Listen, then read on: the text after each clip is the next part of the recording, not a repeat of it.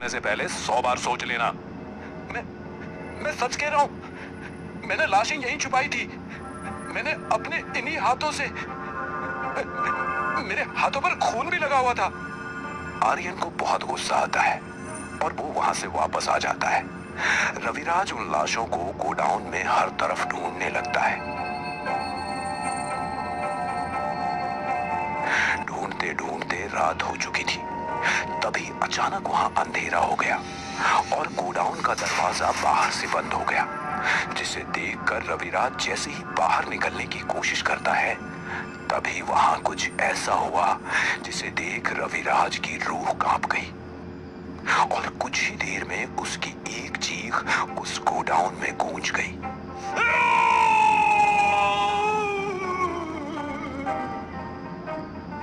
और उस पास के जंगल के सन्नाटे में कहीं गुम हो गई।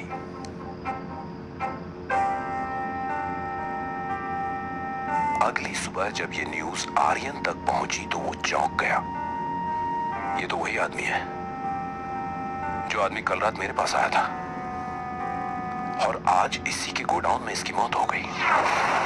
रात का वक्त आर्यन उस गोडाउन में पहुंचकर सब कुछ चेक कर चुका था, पर वहां ऐसा कुछ भी नहीं मिला था।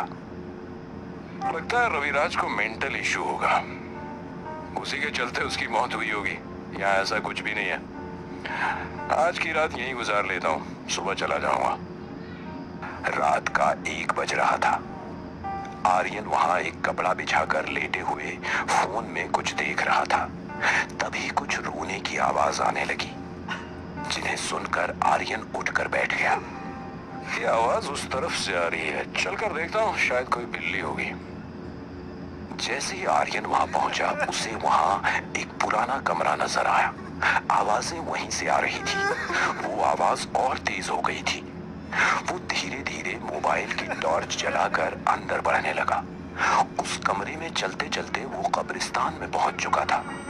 उसने चारों तरफ हैरानी से देखते हुए कहा, चारों तरफ जंगल और बीच में ये डरावना कब्रिस्तान, पर मैं गोडाउन के अंदर से यहाँ कैसे आ गया, जबकि बाहर जाने का रास्ता तो दूसरी तरफ था। ये सब देखकर आर्यन के चेहरे पर हवाएं उड़ने लगी। वो रोने की आवाज अब और तेज हो गई थी, क्योंकि वो आवाजें कब्रिस्तान में कब्र के अंदर से आ रही थी।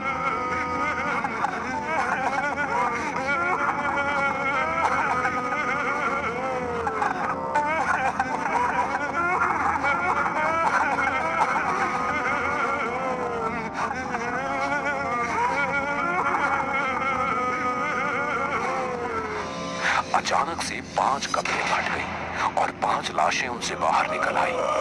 ये देख एक जोरदार चीख आर्यन के मुंह से निकली, और सबसे बड़ा शौक उसे तब लगा जब उन 5 लाशों में एक लाश रविराज की थी।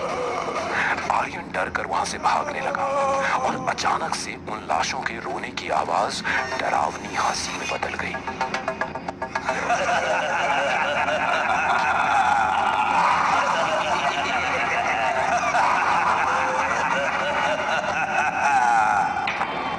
सारी लाशें आर्यन के पीछे भागने लगी।